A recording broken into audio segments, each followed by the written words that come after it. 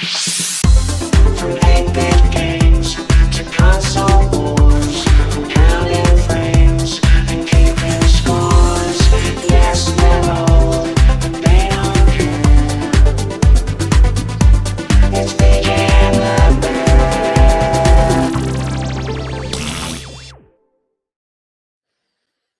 Yes, this is the Retro Bear in the gaming pantry. Yes, surrounded by plastic tat as always.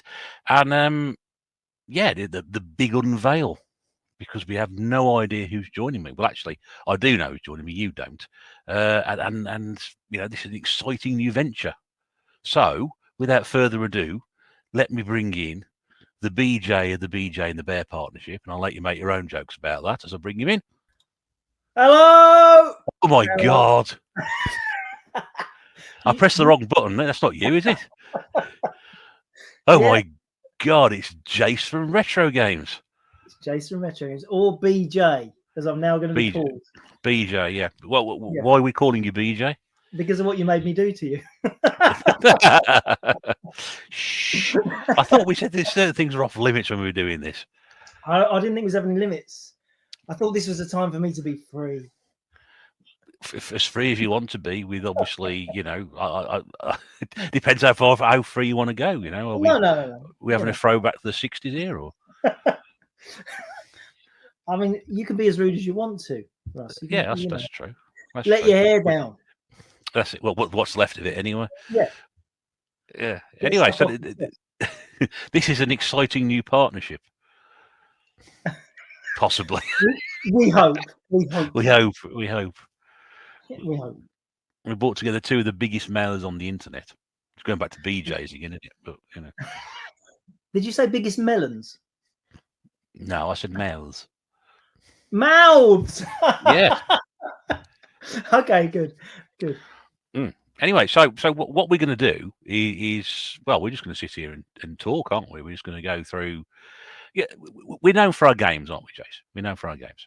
We are definitely known for our games. We have both been playing games for as long as we can remember. I think you're the same as me. When did you start? 1976 for me. What about you? Probably a little bit later. I'm probably guessing maybe 81, something like that. That's surprising considering you're so much older than me. What? I demand to see a birth certificate. This is not true at all. We'll come to that. We'll come to the birth certificate reveals. Another episode. But you are renowned. I mean, I'm renowned for being surrounded by, you know, tat. You're renowned for being surrounded by more than tat. Well, I guess yes. I've got some of my collection is behind me. Yes. It is some of it. What? Which bit specifically? Well, all of it. All of it. But you know, yeah. It's part of my collection is behind me. I thought that's the best way. If you're going to record videos for YouTube, you might as well stick your games behind you. A lot of people do it, and I think I might have learned it from you. I don't know where they got the idea from. I mean, it's where they all come from. No idea. Yeah, but we're known for our games. But the idea about this is, yeah, I mean, inevitably we are going to talk about games at some point. It's impossible. Yes. But we've had a bit of a chat about this, and we're going to talk about other stuff. Well, we're both men of a similar age, of similar life experience, and we're friends, and we chat about all sorts of stuff. Yeah. And for some reason, we think that's interesting enough to put out online. Well, we do. I mean, you know, probably the only two people end up watching this will be you and me, and that'll be it. That's okay. Yeah, that's all right. Well, just keep watching it over and over again, 24-hour stream. Yeah, no problem. Yeah, that's it. So, what was your first machine anyway? What was your first machine? Let's just talk about it. First machine was the humble Atari 2600. A wood-funded. Sorry. The one made of wood veneer. What the hell are you talking about? That's a VCS. You've already upset me. I can't believe it. That is a video computer system. That is a VCS. That is not a 2600. The 2600 is a little black thing with a silver strip. Call yourself the Retro Bear. I don't. Okay, the Retro Bear. Yeah, I don't call myself anything Retro Games, do I? It's a Retro Bear. Yeah. Okay, so it's an Atari VCS. If you want to be like. Yes. That. Thank you. Yeah. Okay, so that was my first one. Yeah. Yeah. And what was your first game on it? I take it with Combat. Well, we had combat with it. Yeah, I mean, Yeah. combat with everything, wasn't it? It's like So that would have been the first game you plugged in. probably. And would say so. Who did you play it with? Probably my parents, and I think it'd be my parents probably. My sister would have been too young; she'd have been about 3 years old at the time. So Okay, so your parents. Which one of your parents was your mum playing? Were they excited by video games too? Your parents? my dad was, I think. Yeah. Me mum didn't seem to care one way or the other. I think the only game she ever really played was Circus Atari, simply because of the fact that people, if you missed the seesaw, you'd end up sort of being splattered at the bottom. She just found that really hilarious. Well, it is a very addictive game, that, because the old analog twist. Yeah. It does make it interesting. I'm the other way around. My mum got quite into video games, possibly through me, and I ended up buying her things over the years. I remember back in about 1985, I bought her an MV Microvision, and she used to play Microvision. She loved the Blockbuster because of the analog twist. And yeah, but my dad, oh my god, he thought that video games were like just a massive waste of time. I don't know where the interest came from because they didn't show any interest after that. It was like, when I got older, they didn't show the same interest I did, so they moved on from that. And I think they were desperately trying to make sure that I moved on from it as well, because as we all know, back in those days, it was a massive distraction, wasn't it? And massive expense, because if you think, let's say your Atari games, what are they, $29.99? That was a hell of a lot of money back then. Very hard to convince your parents that you need a new game. I mean, by comparison today, $29.99 in terms of current inflation. Yeah, go on. Yeah, £875. You are Joe. That's just I just picked a number out there. I've got no idea. I'm not Johnny Ball, I can't pull these figures out of the air. Come on, I've been compared to Johnny Ball. Yeah. That's a question I wanted to ask you. I think this episode we might as well just bombard each other with a few things that have been on our minds. Yeah. And I've been wondering, has anybody in your comments compared you to anyone, and who is it? Someone famous that we know, obviously. I don't think that anybody specifically. I think they've. No, I don't think anybody's ever said that. They've commented on style.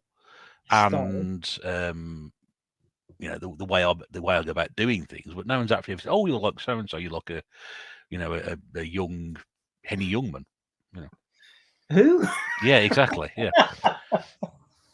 Jewish comedian from the 1950s. Rapid fire jokes. I knew you were so much older than me. I knew it. There's more. He said, "This is it. This is where people are going to find out how even sadder we are than they actually think we are." That's it. They make a video game of everything now, though, don't they? There's a video game of every TV show. I mean, not the news. Well, you say that. I mean, there's been these TV studio simulators and things that have popped up in the past, haven't they? They'll make a game out of this. It'll be like Bust a Move, but it'll be like less bubbles. Yeah, do you reckon? Possibly. You and me at the bottom, and the arrow moving. We've got to have our mouths open. Yeah. I'm not catching anything at the bottom of your screen, mate. Yeah. I've seen that game. I'm not playing that. I've been tricked like that before. I'm glad certain people are going to get that one, and they'll go any further on it. So going back to that question you asked about half an hour ago, have you been compared to anybody famous? Oh yes, I have. Really? Yes. Lovely feedback. The thing is, though, twice I've been compared to the same person by two different people on two different occasions. Was it Vera Lynn? Sorry? Was it Vera Lynn? It wasn't Vera Lynn. Okay. Or Arthur Askey. Who do you think I might be like? Have a guess. I'll try not to be insulted. I'll try. Yeah. Well, as in look like or behave like? I guess behaviour and a bit of both. It's tense, isn't it? Yeah, it's difficult to work out. Noel Edmonds. I think that's a fair guess. He's got a beard. Yeah. He kills people, doesn't he? Didn't he kill people? Noel Edmonds. Noel Edmonds got kicked off the BBC for killing someone. Do you remember? Oh, but no, Yeah. you got to be careful there. He didn't kill him. Oh, do we have to be careful on this show? Well, you know, you don't know who's watching, do you? You don't know who's Oh, watching. He's got spies everywhere, as Noel. he's in New Zealand now. He lives in New Well, Zealand. they get YouTube in New Zealand.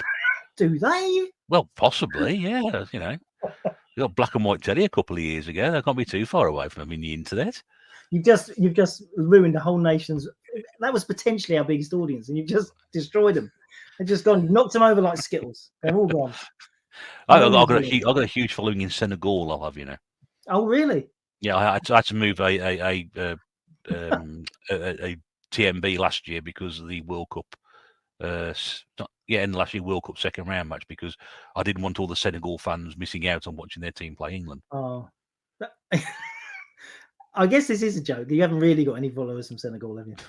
No. I have got some interesting countries, people who follow the site. Like I've got one guy in Aruba, which I just think is amazing. He's the only retro gamer in Aruba. That's not a country. That's what John Fashioner used to shout at the end of the Gladiators. It might be. It might be. I've heard you're very big in Narnia. Well, I like hiding in people's wardrobes. In an emergency, it's an emergency. Wait. Yeah.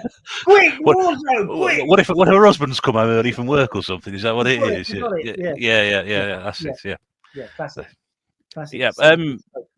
Okay, so it's not Noel Edmonds then. It's not Noel Edmonds. Who, let's point out, didn't kill anybody.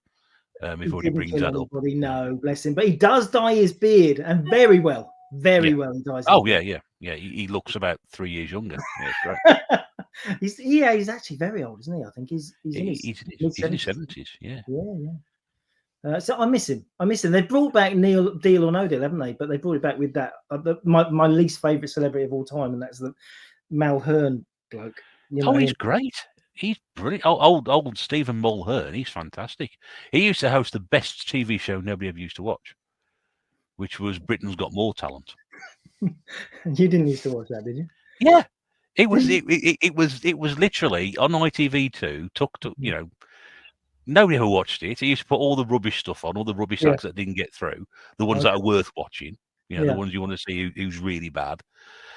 And he was great at doing it because they just didn't care. It was like just a complete ramshackle, whatever they could put up there, and him arsing about, and it was brilliant. Absolutely brilliant. You fell in love with Stephen Mulhern. I wouldn't go as far as that. But you rate him as a celebrity. When he was doing that, yeah. Oh my God. What about Catchphrase? I don't watch anything else. Oh, you just watched that program. That's the only program you watch, and it's not on anymore, is it? And they took it off the air about 5 years ago. So yeah, I used to love that. Tell So the telly. you're not Noel Edmonds, you're not Stephen Mulhern. Go on then. All right, I'm going to say this. I hate it. Yeah. Because I just think there might be an element of truth in it. I know. I'm building this up a bit. I'm building it up. Bill Oddie. I was just about to say Bill Oddie. It just came to me then. I literally looked at that wonderful, glowing picture of you sat there in front of me. Yeah. The sweat pouring off me. And I thought, Bill Oddie. He was very good, though, was Bill Oddie. Two people.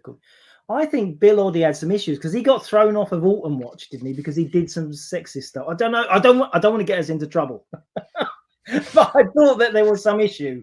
He was not a bit handsy, or maybe something. There was some reason he was kicked off the BBC, and I don't know what it was.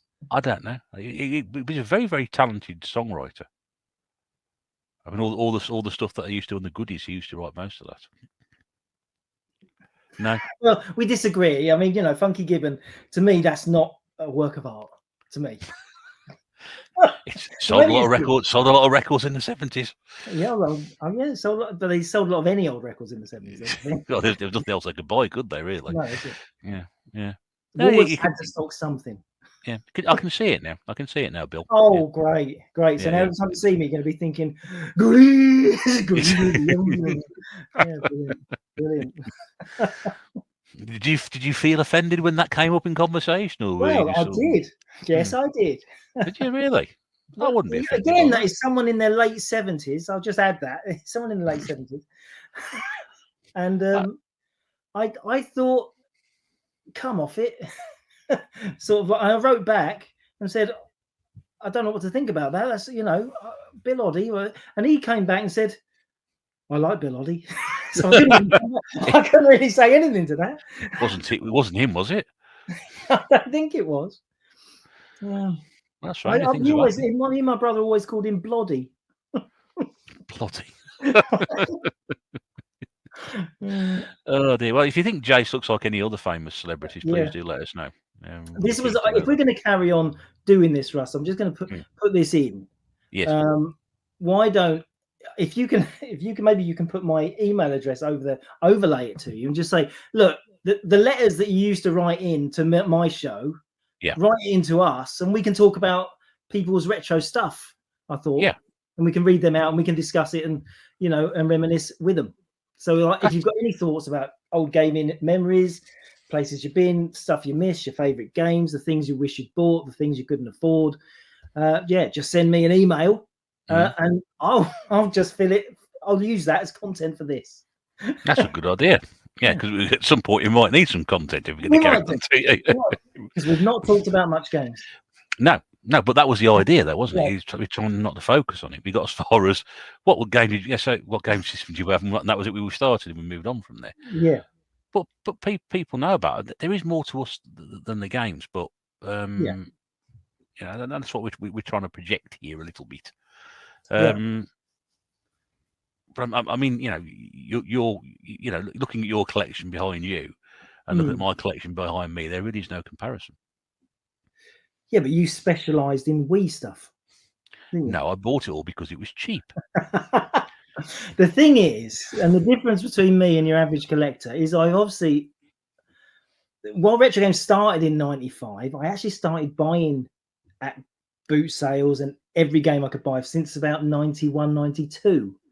So at that time, there was so much stuff everywhere, and I bought so much stuff. I mean, the stories I could tell, and will, I'm sure. But it means that I managed to choose all the things, all the best bits out of for so long now. What is it? It was on 91, 92, and now we're into. That's like it's well over 30 years now. Yeah, like 32, 33 years, where I've just been able to say, "Oh, I'm not selling that. I'm going to keep it," and so it goes on the shelf. Or, but, and this will surprise you. Previously, my collection was ridiculously massive. My collection was crazy. I have slimmed down my collection like nobody would know. I mean, it used to take up 4 complete rooms. It's like these mad Americans going around with their camera showing all this, like, all the shop displays. It was one of them kind of collections. I had like a wall with the sticks sticking out to put the hang tab stuff on, all that stuff. I had all that stuff, and it's just crazy. There's a video of mental. And there's a video of my daughter going in there. She was doing a little video for one of her friends and that, and she goes in this room and it's a big room. It's a big room. We're talking probably, I don't know, 20-foot square. And she gets into she's got round boxes. She can't get in. There's so much piles of stuff. Stuff's going to fall on her head. And she's talking to the camera and says, "I'm not allowed to play with any of this stuff." And I thought, and I don't play with it. I'm just hoarding it. I'm hoarding it in a position where I haven't got the space to show it anymore. It's in crates, it's in boxes. So I decided I'm going to have a massive cull, and I only keep things that actually are important to me. And I think possibly all collectors get to this stage. I've been collecting a lot longer than a lot of people, so I got to it a bit before you, but you'll get there. Well, yeah, I'm running out of time rapidly, but there's some stuff that means a lot to you because it's the stuff you grew up with, the stuff that you really loved, or even stuff that even if it's new. I mean, there's still new stuff on these shelves. Like them Seaman guys that I showed on my show. Yeah. Shall I get them? Shall I get them? Go on. Yeah, go on. Yeah. It's a bit where he falls over now. Yeah, and the whole lot crashing down behind him. I only got these this year. These little Seaman. Oh yeah. No, if I can remember how to do this, it has been some time.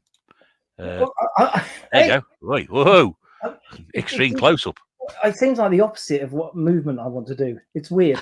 It's backwards, isn't it? I look like I've just had a stroke. I haven't. It's just the opposite way around. I have to go up to go down.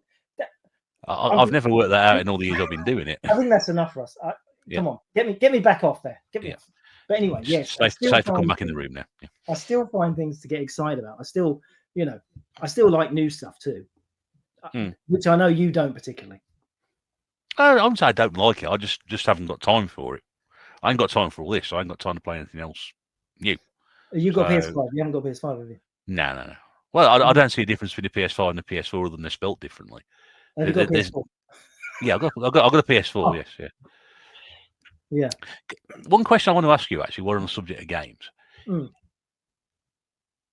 have you come across anything, say, recently you've never heard of or seen before?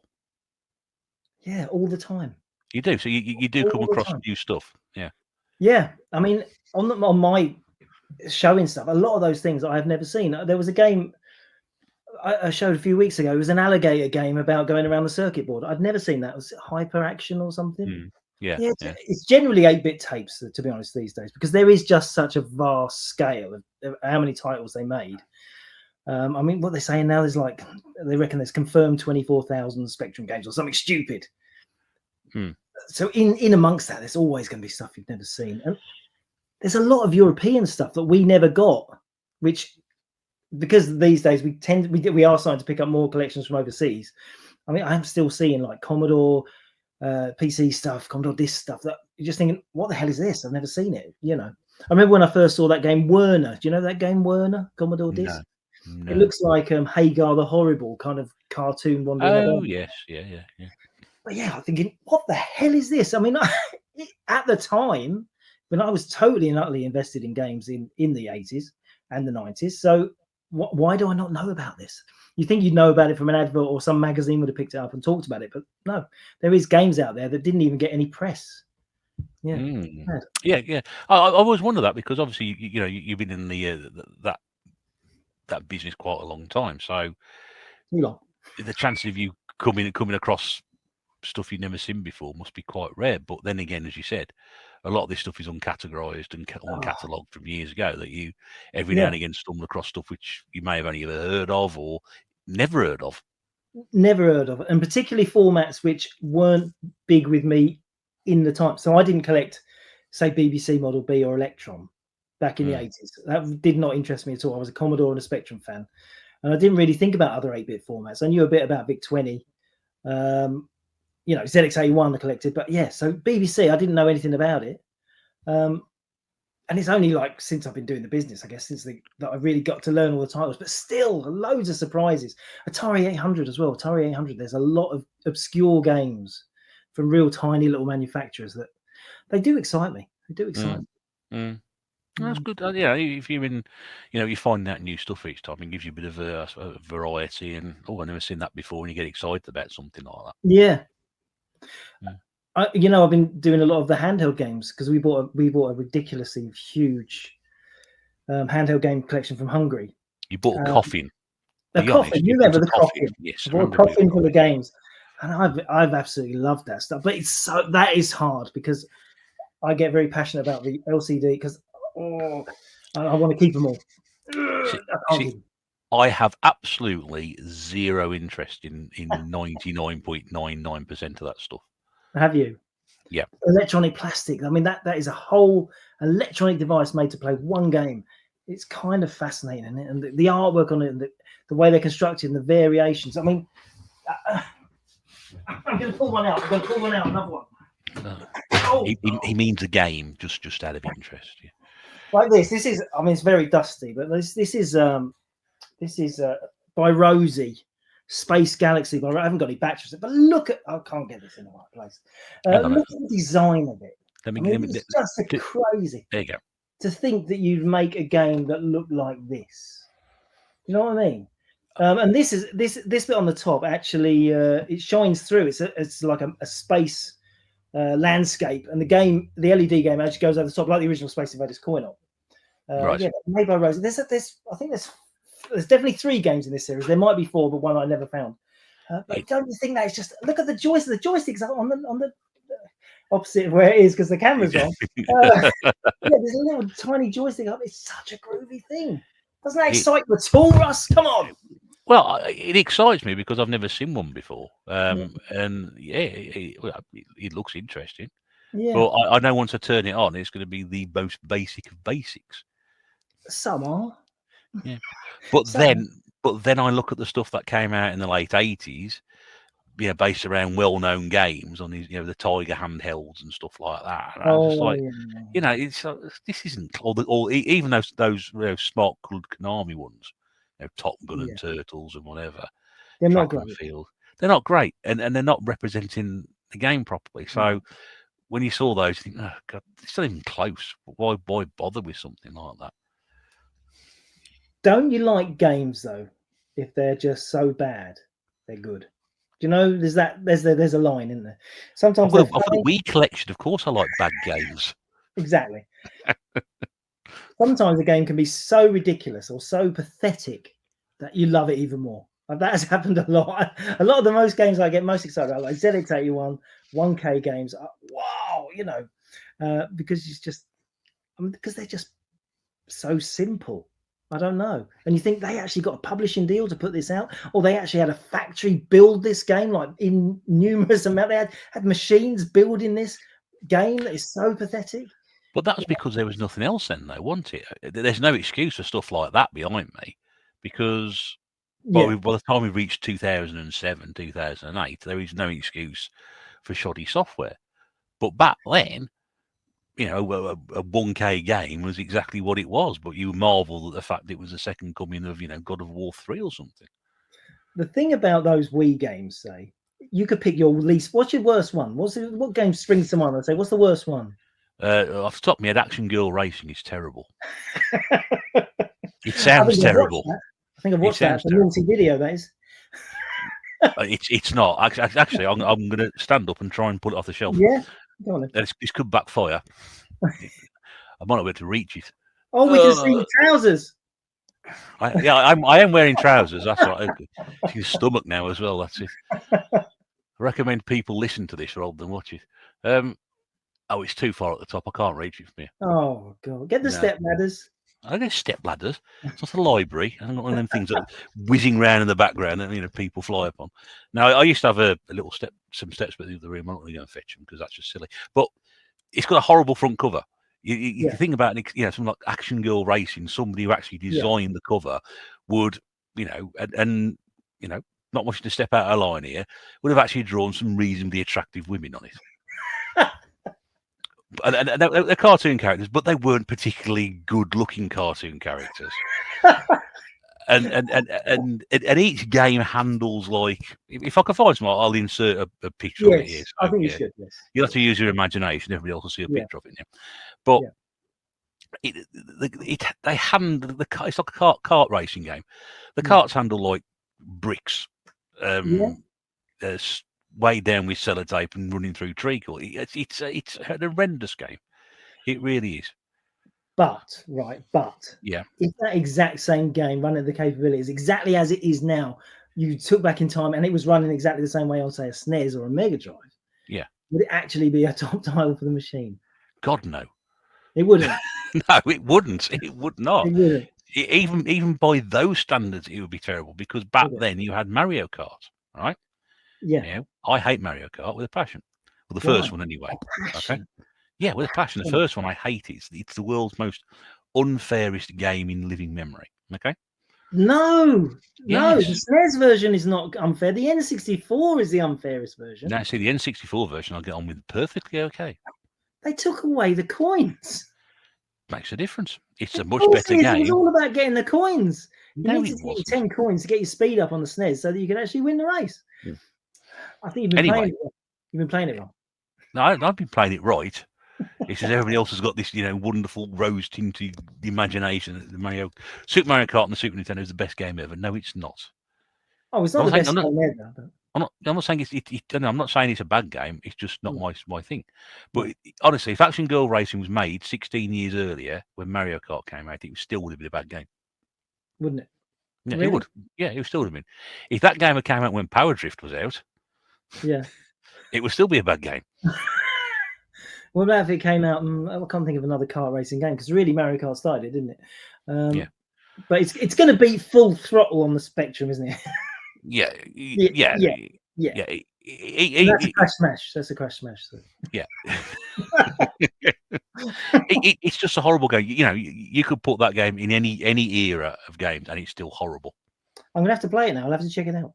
Yeah, it'll cost. You've probably got 25 copies of it knocking around. I don't think I have. It doesn't ring a bell at all. Maybe that's one of the games that I don't even know. I guess, yeah, modern games. There's lots of games that come in I've never seen. We started stocking a bit of PS4 and stuff, and I think, oh, what the hell's that? Or, you know, I'm in an R about starting to stock Switch, but I don't know.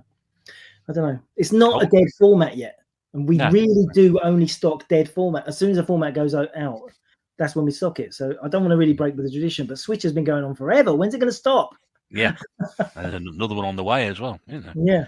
Now that's an interesting you bring up. What about this age-old conversation about what's retro and what isn't? Because I was having a conversation with somebody yesterday about this, and we were both having differing opinions. So okay.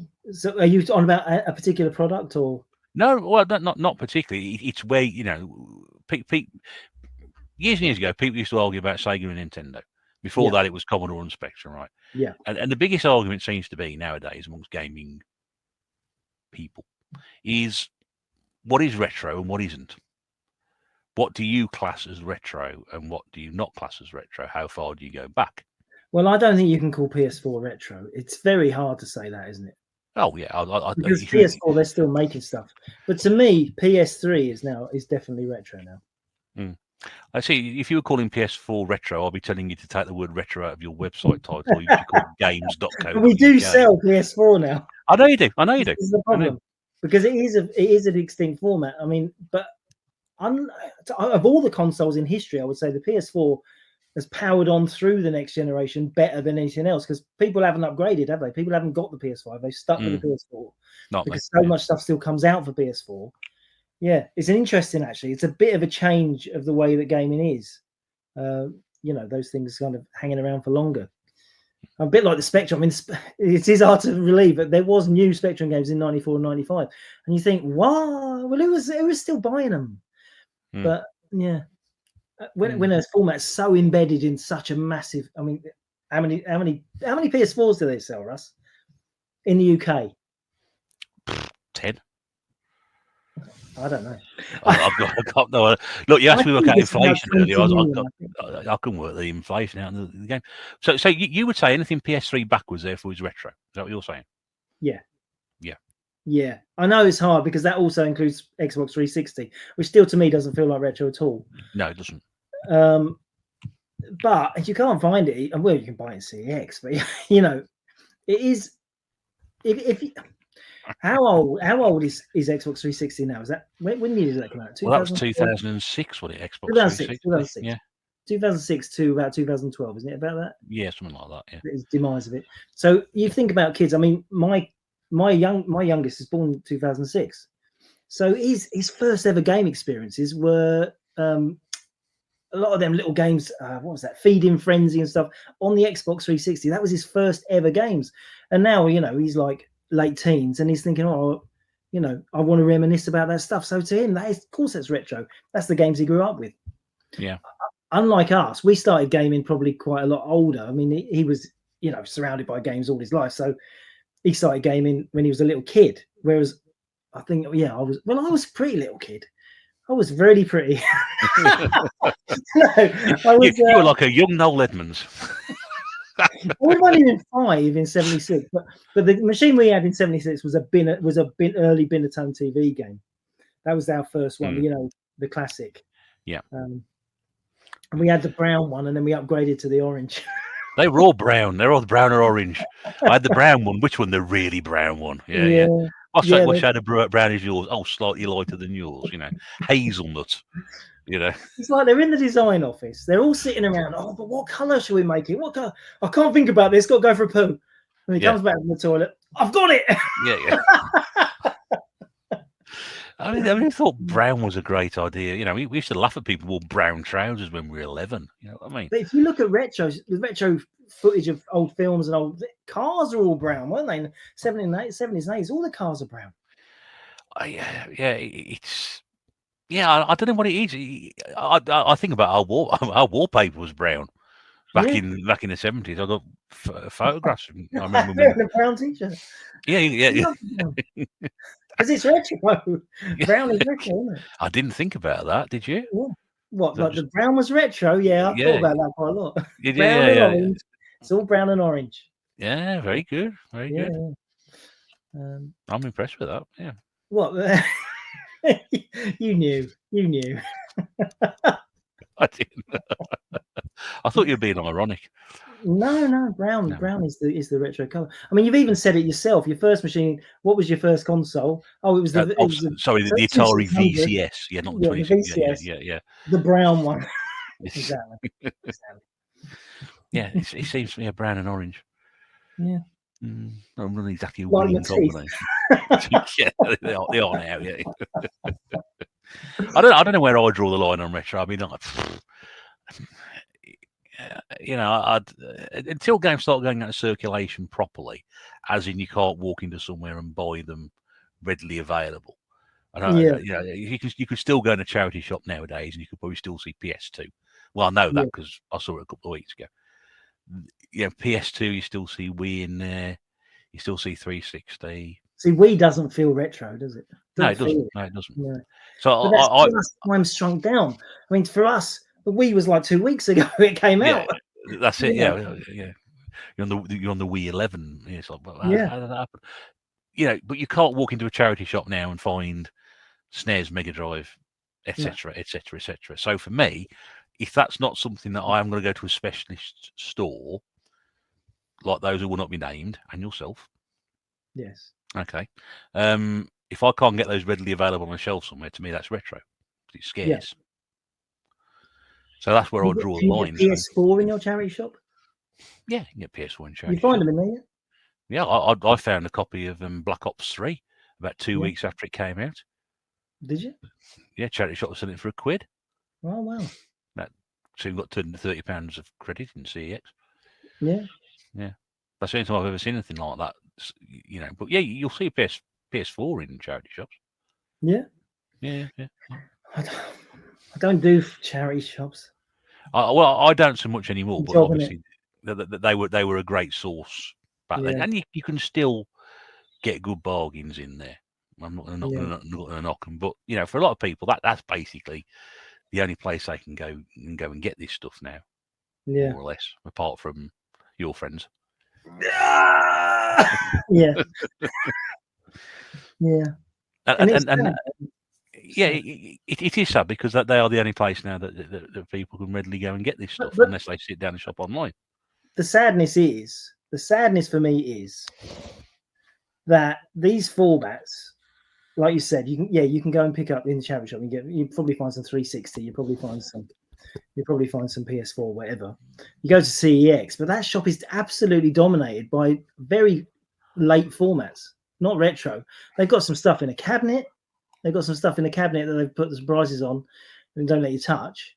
But you can't really say that's going shopping for retro stuff because, they brand themselves as retro, but 360 or, people are hunting now, I need this PS3 title. That's the choice, isn't it? But you'd love to be able to go to CEX and look through a whole rack of Mega Drive. Yeah. That'd be completely different.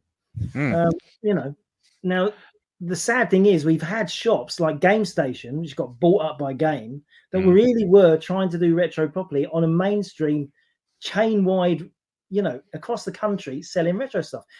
The amount of retro stuff I bought in our local Game Station before it got closed down because they already had a game. Once they bought that chain, they closed all the game stations, didn't they? Yeah, that's right. I bought Bubbler for the Spectrum in Game Station in about 2004. It's just what? Yeah, that was so cool to be able to step into a regular shop, and just find retro stuff. And Game, they've just lost the plot. They have given it all away. They're not taking any trade-ins. I could rant about this for hours. You think I'm bad about eBay? No, Game. It's just whoever's running Game doesn't understand. They have got all their customer base are the people who hate downloads. They just want to buy physical product. Exactly the people who they can sell older format physical product too. Mm. If they tackled it properly, if they bought me out, and if they tackled this properly and stocked retro across the whole chain, there would be a different story, and everyone would love going into the local game, and we'd all be saying, "Oh, brilliant! Retro gaming can really thrive because we've all got a local store and it's actually got interesting stuff in it." Mm. Yeah, I think that there's some measures to that, but also as well, they've got themselves to blame. They've only got themselves to blame, as far as Yeah, I'm concerned. You know, yeah. the And model, the model is outdated. It was outdated the last time they collapsed into administration, and they don't seem to have learnt their lesson from there. But it's people like me who wander into these places. And I remember the last time they did the last generation sale, so getting rid of all the 360 and the PS3 and the Wii stuff, and you could get some really sort of like cracking bargains in there, Yeah. and I did as well, and you know, I cleaned a lot of the stuff out and just sort of bolted my collection. Got, I've got some good games as well. I've got some Wind Waker on the Wii U, for about $4.99, I think it was. Wow. You know, and that's worth about 10 times the price now. And that just says to me they are a bunch of morons, whoever's running that place. Yeah, well, we'll get rid of all this stuff. Yeah. They have bought for decades and decades. They have bought, say, all Nintendo first party games, and they have stored loads of it. And then they got to a point where, oh, we've got like 450 copies left of that Zelda game. Let's knock them out for £3. Don't be bloody stupid. Put them away. Put them away. Give it 6 months, and they would have doubled in value from the retail price you were selling them for, and you would have made a packet.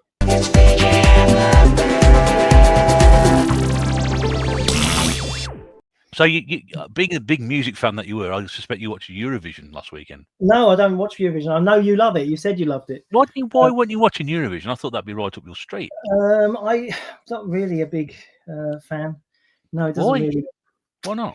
I watched it as a kid. I watched it a bit. I used to like the score bit. I think it's because I absolutely detest everybody who's on there. Is that professional hatred, or is it just just? Yeah, a bit of that, probably a bit of that. I always think the songs they pick are absolute rubbish, and they're not based on song merit. They're not, Elton John, Elton John, Rocket Man is not turned up on Eurovision. Some of the 70s songs were good. There was some good. Puppet on a String is not a bad song. Mm-hmm.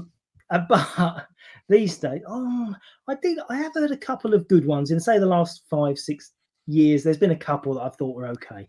Yeah. But generally, I thought you'd be all over that. I know a lot of people do it as a big event. I had this conversation today with Fiona in the office because she had a bit of a barbecue. Monty's mad in the office as well. He loves it. He's like, oh yeah, but they were all mad on it, and I'm like, nah. Man. I don't. We got in the habit of watching it 20 years ago, and he just sort of has stuck all the way through. Having said that, when I do recaps on Eurovision of songs like that one like 10 years ago, I'm thinking, I don't remember that. Do you remember that? I don't remember that. I was watching that. Yeah. They don't sink in, do they? They don't. But no, this year, because I always have the same process every year. I don't listen to the songs until they start doing the semi-finals. I try and avoid everything. And I hear them for the first time, then so I make a judgment there and then of whether it's a good song or not. Right. Yeah. Now usually, when they do like the 10 that go through to the final, I usually get about 7 or 8 out of 10 right. Yeah, you just have to say any Russian related, it's Ukraine. Obviously, I could guess that without even hearing the songs. We didn't do well, did we? We didn't do well. I do know that we didn't do well. And what did you think of the British song? Terrible. I thought it. Actually, this is the thing about the British song this year. It's a good radio song. Okay. Right, because a friend of mine heard it on the radio for the first time on Saturday afternoon, and he said, "Oh, I've just heard our British entry to the Eurovision." He said, "I thought it was sung by a woman." Okay. But then he went on to redeem himself slightly by saying, "Oh, it's a really good tune, that." And if you listen to it on the radio, it's not bad. But as a Eurovision song, it's not had, not the same impact. Plus the fact that record did not go top 40. I believe they still have the top 40 nowadays. They don't refer to the hit parade anymore. It's called the top 40. But we go on to another subject. Another subject I've ranted about recently: the top 40, the charts. Yeah. Oh my God. I mean, the charts are such, but it didn't get in the top 40. So if we don't like the song, the rest of Europe ain't gonna like it, are they? No, no, Yeah. that's right. It's a shame. But It's a shame. let's talk about the charts, right? Yes. Because you, like me, must have grown up all centered around Top of the Pops and the charts, and Sunday listen to the Yep. chart show, taping it on your little. Yep. Oh, record this one. Record. You got the words. You got the words in it. I don't. He's talking over the beginning. All that stuff. But the charts were such an important part of the whole music industry. Yeah. How can the music industry have allowed the charts to disappear? You know, Formula One, it invested, it paid Netflix loads of money to make Drive to Survive, and suddenly Formula One is absolutely huge again and making tons of money.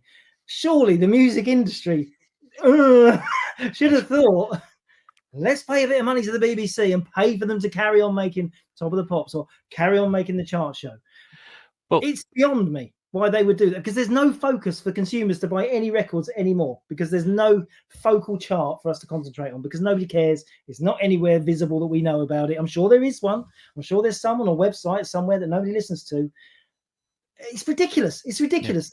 It's something that's thrown out with the bathwater, throwing the baby out with the bathwater. Why did you do that? Doesn't matter if it's based on listens. That's fine. You can listen to it.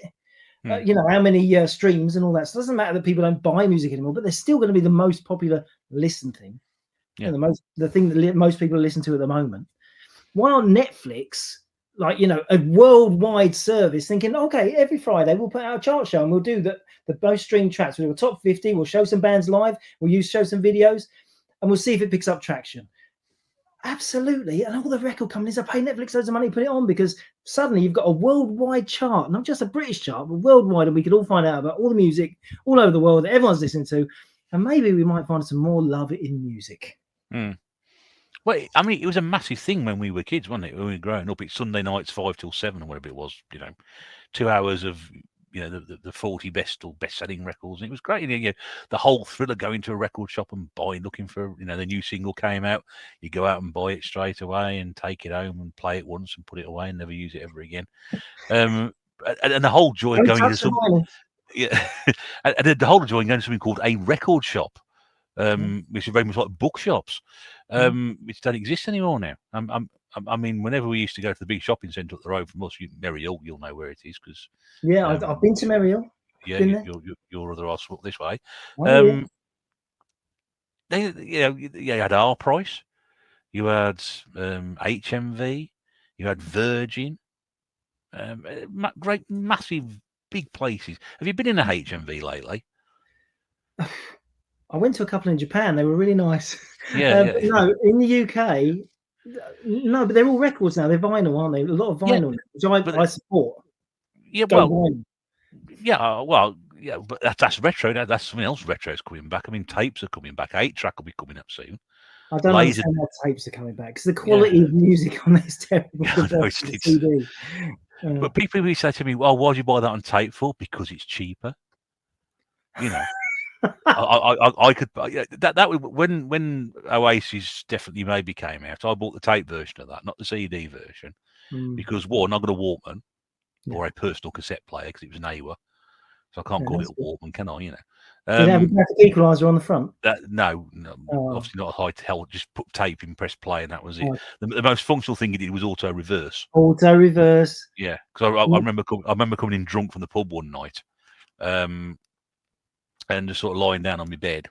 Ironically, in this room, which used to be a bedroom, can you believe it? Bedroom. It's probably actually where I'm sat now, in a sort of a horizontal position. Absolutely smashed. You've never left. You've never left. I've never left. Now it's full circle, isn't it? Yeah. So absolutely horizontal, lying there, completely off my head. And I got David Bowie taping. Yeah. And I fell asleep listening to it, and I woke up at 3 o'clock in the morning. It was still going. Yeah. Because he got an auto reverse on it, so that was the most flashing it had. Yeah. But I bought that Oasis thing because it was that £3 cheaper than buying the CD version. Yeah. So I've always been a tight ass. Funnily enough, when I first listened, and they say this is a big thing now, don't sell your CDs. It's a bit late. Everyone already has. Yeah. Don't sell your CDs, because the magic. I remember when I first got a Sony Discman, and it was like, oh, okay, I can now, because I had loads of Walkmans, but then get the Discman, and then playing a CD. Couldn't afford them, could you? Because they were like 13 quid. Yeah. But the clarity and just, oh my God, I was in another world. And that magic, I've never found that with any other music format than CD. I mean, I'm big up the records, but to me, headphones playing a CD, it just takes you somewhere else. You're in a different world, aren't you? It does. Yeah. That's, if you got, like, I mean, I had a 3 CD changer. Not long after I started working, I went out and bought the best hi-fi I could find. I've got a sharp one. Yeah, but forget about it. But like, he got like 2 big speakers by the side. He got a satellite speaker in the middle, so you could, if I wasn't living in a broom cupboard as a bedroom, I could have really gone to town with this. Yeah. And a 3 CD change, and he got one of these great.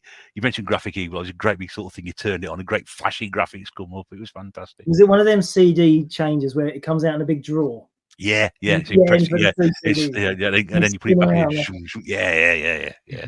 Those are the days. Oh, this yeah. mini hi-fi bollocks, but that's that's the things like you had to do things big, bigger and bigger and better. You had to have a CD player like that.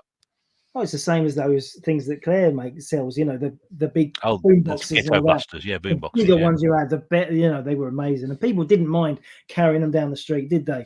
No, they didn't. People had them out and about. You'd be down the park, and there'd be girls sitting around having a picnic with their boombox on, and then you'd be like kind of enjoying the music. Yeah, it was good. That's it. Yeah. Many a day you used to walk past girls in the park, and their boombox was showing.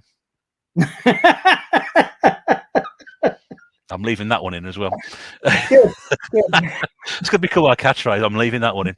That's why you're not allowed in parks anymore, Russ. It's all the ducks we used to steal when we were kids. We had no food to eat. Oh, yeah. Well, you are from the Black Country, aren't you? I mean, that's, hard times up there. Hard times. You were probably in the foundry, man and boy, weren't you? Come on. The foundry? Good grief. What are you, 1884? You were making the chain links for the Titanic. I know, hammering them out yourself. Oh, yeah. I'd have been on the Titanic if I wasn't old as you to be able to buy a ticket. Yeah, that's true. Yeah. But, no, they were stuff that was built to last back then. But, yeah, the whole music thing now, I don't get it. I hear a song every now and again. I go, oh, that's nice. And I've got no idea who sang it and whatever. And I have to try and track it down and write it down so I don't forget it and invariably lose a bit of paper that I've written it down on. I went through a phase that a few years back because I thought I was beginning to go a bit sort of like senile. And I could never remember stuff. So I thought I'll go through YouTube a few nights a week and just find songs I remember. And then you go off like a rabbit hole, a bit like this. We start talking about something else, and we end up going somewhere completely different. Yeah. And I've got a list up there somewhere. I can see it poking at the top of that my PlayStation 2. Or you can see it. Yeah, you can see it. But, 150 odd songs on this bit of paper, and I can't even read my writing. What the hell's that? But every now and again you hear something and you go, ooh. So going back to this question, this Eurovision thing is, I heard the Ukraine. You mentioned Ukraine. I mentioned the Ukraine song on Tuesday. First time I'd heard it, I thought, wow, that's really good. Oh. They sung it in a different language. I got no idea what they were singing about. I just like the tune. Like the tune. It's really nice. Oh yeah, you don't need a language. That's fine. That's fine. I'm quite happy with that. I mean, they could always put subtitles up, couldn't they? Or do they? Well, you can do. If you have the app, which Mrs. Bear has, you can actually actually gives you the lyrics translated into English. I think that spoils it because maybe if you're all about the melody and the feelings. Yeah, and also as well, the idea is you make the words rhyme, don't you? Everything has a to form. When these are translated to English, they don't rhyme. It just looks like some random words have been written down in some sort of order, and they don't make any sense. No, and it kills what you just listened to. I thought, well, if I knew, it's like when you find out when somebody writes a song, for example, about for whatever. Oh, that song's about drug taking. Right. And it kind of sours, and you think, oh, I didn't realize it was about that. I wish I hadn't known that now. No.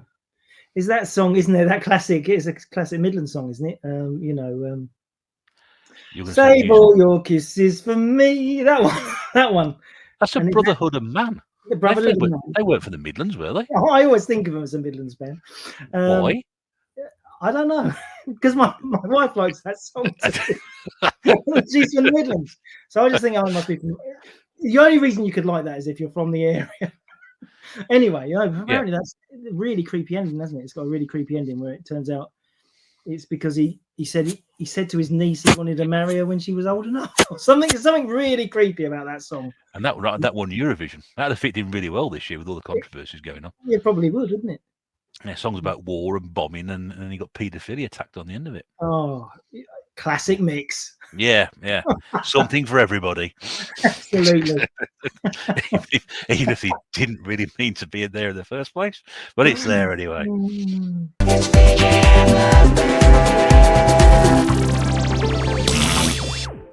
Well, That's like the government, isn't it? We got an election coming mess. this year, haven't we? Yeah, a massive mess, and nobody cares enough to sort it out. Aren't you slightly interested how it might turn out this year? Well, AI? No, not AI. The election. No, not really. Oh, okay. I vote for the apathy party. Yeah. Yeah. I don't know. As the years have gone, I've got more and more interested in it. So much so. I think was it 2010 when we had the coalition government, because everything was falling off the wheel at that point. If you remember, the Labour government had gone down the tube, and there was this press for change or whatever. And I took the day off work the following day. I thought I'm going to sit up all night watching this and see what happens. Oh right, and what happened? And well, obviously it was a hung parliament coalition government, and I think I must have stayed awake for about 26 hours or something, just watching this. Yeah, I was absolutely fascinated by it. And the same when Tony Blair won in '97, because up to that point, most of my life had been under one government, so I was really excited for change at that time. I thought, this is, and I remember watching him walk down Downing Street, getting voted in and all this business. And then 3 weeks later, it was back to the same old bollocks it was before. But the thing is, he was a charismatic leader, wasn't he? I mean, out of considering what we've had since, Tony Blair, Margaret Thatcher, I really like Gordon Brown. Brilliant leaders. They were proper. You could believe in them. But now look what we've had, and look what Well, Theresa May didn't get a fair shot, did she? She was all right. She was all right. No. Considering what we got after, if we'd have known. Yeah, but it's got progressively more hilarious as time's gone on. Oh. I mean, Liz Truss was, and that is, you're not going to be able to expunge that from history as much as you'd like to be able to do so. You can't expunge it from history, but undoubtedly the funniest 44 days in history.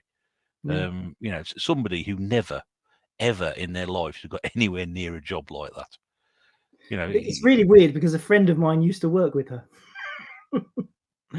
Well, fact. That is a fact. That is not a joke. That is a fact. He used to go down the pub with her. They used to go down the pub after work and get drunk, and she was a bit trying to get off with people and stuff. Yes, it's weird. But she never in a million years got anywhere near a job like that. It was great, but it was great because it was around that time the Queen died. It was a weird time when the Queen died. Yeah, I mean, the Queen died. A new Prime Minister. No, we think she did. Liz Truss. You think Liz Truss did? Last person to see her alive. Yeah, shook her hand. She's dead. Yeah. But that was a weird time as well. That was incredibly strange. I'll tell you what was weird was they did that live stream, didn't they? The Queen lying in state. Yeah. Do you remember that? Yeah. I was obsessed by that, watching that. Well, you watch that 24 hours a day? No, I had to work, obviously. I didn't watch it at work. I nearly did, but I could have done. But no, I'll tell you what was so fascinating about that, Jase, was people watching and watching how people reacted. So when they came into that, the crypt, I don't know what they call it, and everybody reacted slightly different. People bowing, they were curtsying, they were just standing there, and how they reacted in that situation. It was fascinating to watch. It really was. Somebody from our work went down. They just went down, and I think they said that was when the queues were like 10 miles long. Yeah, and they said, "Don't come now. You're never going to." They did actually manage to get through, and get to the Queen line in state. But I tell you, did you see their bit? No. I was actually keeping an eye out for them. I used to come home from work and find it on the iPlayer and put it on. It's like, is she there? Can't see her, you know. Or anybody I might know who's famous, you know, or people I knew. But what really got me was with that procession to where she was lying in state, where she started from Buckingham Palace, went all the way through. And a long procession through London, and Big Ben was chiming every. Just that one dong. Yeah. And that song that was playing, it's like, oh my god, it's just mesmerising. And you'd never seen something like that before. No, obviously we haven't. No, I mean when Princess Diana died, it was slightly different because she was not part of that inner circle anymore. This was actually the head of state. It was weird. I always had a bit of a fantasy about meeting the Queen one day, and it was kind of like, oh, never going to meet her now. Yeah, I waved my flag in 1977. I was on the bank near our local train station, waving the little Union Jack. Yeah, and I was so excited to see the Queen through the window, and I always thought one day, services to retro gaming. Yeah, I'm going to get it, but no, it didn't happen. And now Charles is giving them out. I'm not so bothered. Oh, he's all right though. I think he's that bit when he signed that thing with the pen on the first day. Well, this pen doesn't work, you know, sort of thing. I think he can be incredibly funny. I think with the right writer, it'd be hilarious. But you know, so you're a royalist then? No, I'm not a royalist at all.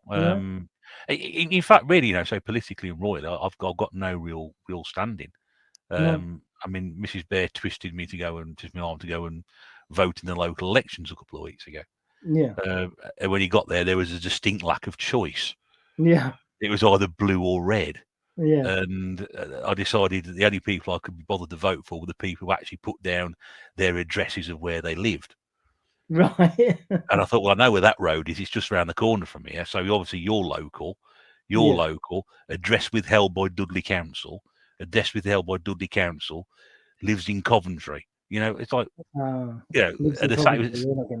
what point are you going to come down here and do local politics? Yeah. So, you know, there was a distinct lack of candidates. So it was boiled down to who could be honest enough to tell me where they actually lived. Yeah. I'm sensing. I mean, I'm just sensing a little bit of political aspiration on your own behalf there. Oh no, God no! I couldn't be bothered to do all that. It's too much hard work. Man of the people and all that. Not man of the people. Man of the people. That's a sad state of affairs. People start following me on that basis. No, I'm not a man. I'm just an everyday, normal, honest fellow me lad. Yeah, exactly. Yeah. You know, that sounds, mate. That is exactly what it is. I don't aspire to be anything other than that. It's like that's what people want. That's what people want, though. Yeah, it's like doing this. I have to give the people what they want. I have to start being more of a git. I think that's what you have to be. More like me. But you know, it's like doing this. I don't do this for any reason other than I enjoy doing it. It's an outlet and gives me an opportunity to satisfy something that we talked about previously. Lost opportunities. Yeah. And it's probably the same for me, isn't it? It's a last ditch attempt to actually do something worthwhile. Yeah, and you'll do it a lot better. You do it a lot better than I do. Yeah. Just a bit of energy. That's all. You just need a bit more energy, mate. That's all. I don't know how you do it. I really don't. I think my videos start off quite slow and then they sort of like ramp up after about. Once I get warmed up, I'm all right. You know, I'm like Hitler when he used to do his speeches back in the 30s. You listen to Hitler's speeches in the 30s. He starts off very slowly and very quietly, and by the end of it, he's a raving lunatic. That's how my videos go. That's because they're on record and someone's winding the handle. That's why. I had to study Nazi Germany when I was at school and then through college as part of my GCSEs and A levels. Yeah, business studies. Yeah. They knew a few things about business, them Nazis. They did. But you pick these things up, and I remember distinctly hearing this and saying, "Oh, if you listen to Hitler when he first starts, he's a very, charismatic, very quiet, and then all of a sudden, by the end of it, once he's got the full zealot mood, he's off, and that's it." The same with Thatcher as well. Thatcher, she was quite demure. She was quite demure at the beginning, and then slowly she got more and more forceful until at the end of her career, she was like, yeah. Right, so I think what we'll do, we've been talking far too long for now, is we'll leave it at that for the time being. Everybody knows who BJ is now. Big Jase sat there. The brains of the operation, which gives you an idea of how big the operation is. Oh, It's been fun though, hasn't it, mate? I've enjoyed this. I've enjoyed it, but it does feel like we're just having a chat down the pub, and I'm not sure if anyone's going to appreciate it. We'll see. We will see. Yeah, And but hopefully, people will enjoy this ranting. But that's the idea. That's the idea. It's just you and me having a bit of a natter, slowly but surely talking about stuff which people may not expect us to talk about.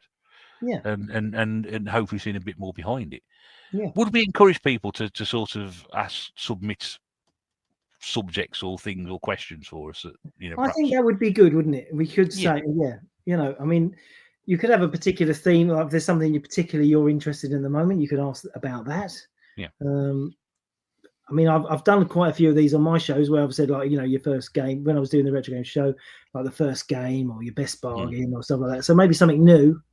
Yeah, that would be good. Yeah. Like,